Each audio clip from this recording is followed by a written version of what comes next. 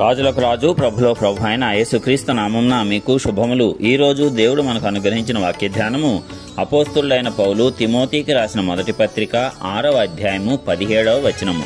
ఇహమందు ధనవంతులైన వారు గర్విష్ఠులు కాక అస్థిరమైన ధనమునందు నమ్మిక ఉంచక సుఖముగా అనుభవించుటకు సమస్తమును మనకు ధారాళముగా దయచేయు దేవుని యందే నమ్మిక ఉంచుడని ఆజ్ఞాపించుము. ప్రియులారా, ఈ వాక్య ధ్యానాన్ని మనం పరిశీలించినట్లయితే పౌలు భక్తుడు తిమోతికి రాస్తున్నటువంటి హెచ్చరికతో కూడినటువంటి ఆజ్ఞలు. ఇక్కడ ఇహమందు ధనవంతులైన వారు గర్విష్ఠులు కాక అస్థిరమైన ధనమునందు నమ్మిక ఉంచక అంటే ఈ లోకంలో ధనం అనేది ప్రాముఖ్యమే. అయితే ధనమే సమస్తము కాదు. లోకంలో చెప్పుకున్నట్లుగా ధనము లేకపోతే ఏమీ లేదు అనేటువంటి కొన్ని సామెతలు మనకు ఉంటూ ఉంటాయి. అయితే అవేమీ నిజము కాదు. దేవుడు లేకుండా ఉండేటువంటి ధనము నీకు ఏమాత్రము అక్కరకు రాదు. ఇహమందు ధనవంతులైతే గర్వం అనేది వచ్చేస్తుందంట. అందుకే ఆ గర్వము దేనికి నడుస్తుంది? నాశనమునకు ముందు గర్వము నడుస్తుంది అని వాక్యం స్పష్టంగా మనకు తేటపరుస్తుంది కదా. అందుకే ఇహలోకమందు నీకు ధనము హెచ్చినా సరే దానిని నీవు లక్ష్య పెట్టకూడదు. సమస్తమును అనుగ్రహించేటువంటి దేవుని యందు నీవు నమ్మిక ఉంచాలి.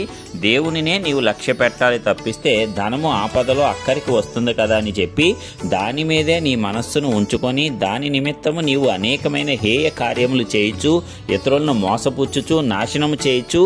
నీవు అస్థిరమైనటువంటి ఆ ధనమును సంపాదించుకుంటే పరలోక రాజ్యంలో నీకు ఏ లాభము ఉండదు. నీవు నమ్మకముగా దేవుని పట్ల ఉన్నప్పుడు దేవుడు నిన్ను హెచ్చిస్తాడు, నీకు కావలసిన ధనమును అనుగ్రహిస్తాడు, నీ అవసరాలన్నిటికీ ధారాళముగా దేవుడు దయచేస్తాడు. ఎందుకంటే సుఖముగా అనుభవించుటకు సమస్తమును మనకు ధారాళముగా అనుగ్రహించువాడు దేవుడే. మనం ఈ లోకములో ఎలాంటి లోటు లేకుండా సుఖముగా జీవించాలి అనేది దేవుని యొక్క చిత్తము. మరి ఆయన చిత్తము సమస్తము ఆయనదే. భూమి దాని సంపూర్ణత ఆయనవే. కాబట్టి భూమిలో ఉన్న సమస్తమును ఆయన మనకు ధారాళముగా దయచేయటానికే ఆయన సిద్ధముగా ఉన్నాడు. మనం వాటి గురించి చింతించని అవసరం లేదు. మొదట మనము దేని మీద మనస్సును ఉంచాలి? పరలోకము దాని సంబంధమైన వాటి మీద మనస్సును ఉంచాలి.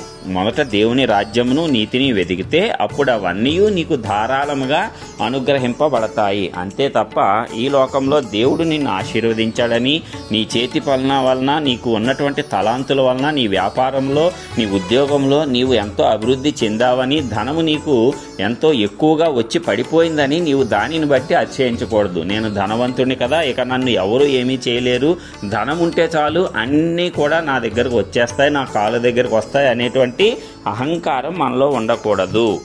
ఆ ధనము శాశ్వతమైనది కాదు. అది నిన్న ఒకరి దగ్గర ఉంది, నేడు నీ వద్ద ఉంది, రేపు ఇంకొకరి దగ్గర ఉండవచ్చు. అంతే తప్ప అది శాశ్వతంగా నీతోనే ఉండిపోతుంది అనేది కాదు.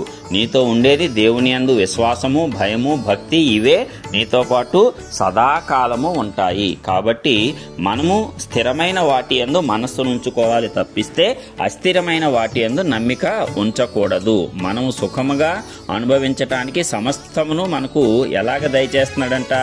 ధారాళముగా దయచేస్తాడంట. కాబట్టి అలాంటి దేవుని యందు ఎల్లప్పుడూ నమ్మిక కలిగి ఉండాలి. ఎలాంటి పరిస్థితుల్లోనూ దేవుని మీద నమ్మకాన్ని కోల్పోకూడదు. కొంతమంది దేవుని మీద నమ్మకం కంటే ధనం మీద, మనుషుల మీద అతిగా నమ్మకం పెంచుకుంటూ ఉంటారు.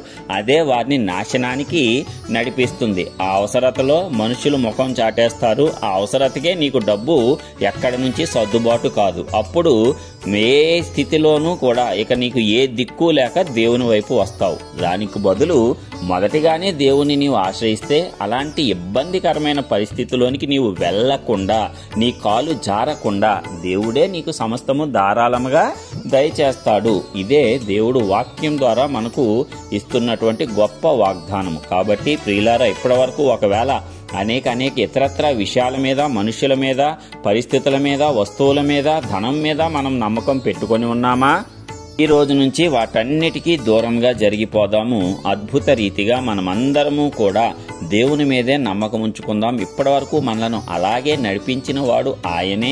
అద్భుతంగా ఆశ్చర్యకరంగా నడిపించిన వాడు కూడా ఆయనే. కాబట్టి అలాంటి దేవుని యందు, స్థిరమైన వాని యందు మనము నమ్మకం ఉంచుదాము. స్థిరముగా మన ఆశీర్వాదములను కాపాడుకుందాము. ప్రార్థించుకుందాం. కృపా సత్య సంపూర్ణుడవు, సత్యవంతుడు అయినటువంటి ప్రియ పరలోకపు తండ్రి, నీ ఘనమైన నామమునకు వందనములు. నీ కృప చొప్పున ఇప్పటివరకు భద్రపరిచారు. ఇదిగో నీవిచ్చినటువంటి వాక్యమును బట్టి నీకే వందనాలు. మరి అద్భుత రీతిగా ఇహమందు ధనవంతులైన వారి వలె మేము గర్విష్ఠులము కాకుండా, ఆ అస్థిరమైనటువంటి ధనము మీద మేము ఏమాత్రము నమ్మిక ఉంచకుండా, మాకు సుఖముగా జీవనము కొనసాగించటానికి సమస్తమును ధారాళంగా దయచేయు నీ అందే మేమందరము కూడా నమ్మిక ఉంచగలగటానికి ఈ దినమున ఈ వాక్యం వింటున్న ప్రతి ఒక్క బిడ్డకు నూతనమైన మనశ్శాక్షిని అనుగ్రహించండి. ఎవరైతే ఇంకా ఏ బాధలతో ఏ లోటులతో బాధపడుతూ ఉన్నారో, ఎవరైతే ధనము సరిపోలేదని, అక్కరకు రావటం లేదని, తమ యొక్క కష్టార్జితము అన్యుల పాలు అవుతుందని, లేక వచ్చేటువంటి ధనమంతా చిల్లు సంచెలో వేసినట్లు పోతూ ఉందని బాధపడుతూ ఉన్నారో, వారందరికీ ఈ దినమున మీరు నమ్మిక పుట్టించు రీతిగా మాట్లాడండి. ప్రతి ఒక్కరితో నీవు ప్రత్యేకంగా మాట్లాడి బలపరచండి. నీ మీద నమ్మిక ఉంచుట ద్వారా ఆ ధనమంతా కూడా నీవే ఇస్తావని, అవసరతలకు ధారాళంగా దయచేస్తావని, నీ యొద్ద దేనికి కుదువలేదని, భూమి దాని సంపూర్ణత నీవే కాబట్టి భూమిలో ఉన్న సమస్తమును నీవు ధారాళంగా మాకు దయచేసి మమ్మల్ని ఆశీర్వదించి ఆశీర్వాదంను స్థిరముగా నిలవబెడతావని, మమ్మల్ని అందరినీ కూడా నీ యొక్క పరిశుద్ధాత్మ శక్తితో నింపి గొప్ప ఆశీర్వాదకరమైన జీవితంలోనికి మమ్మల్ని అందరినీ నడిపించి దాని ద్వారా నీ నామానికే మహిమ తెచ్చుకుంటావని మేమందరం ఎరుగునట్లు ప్రతి ఒక్కరి పట్ల గొప్ప క్రియలు నీవు జరిపించి నీ నామానికే ఘనత తెచ్చుకోవాల్సిందిగా యేసయ్య పరిశుద్ధ నామమున ప్రార్థించుచున్నాము తండ్రి. ఆమేన్.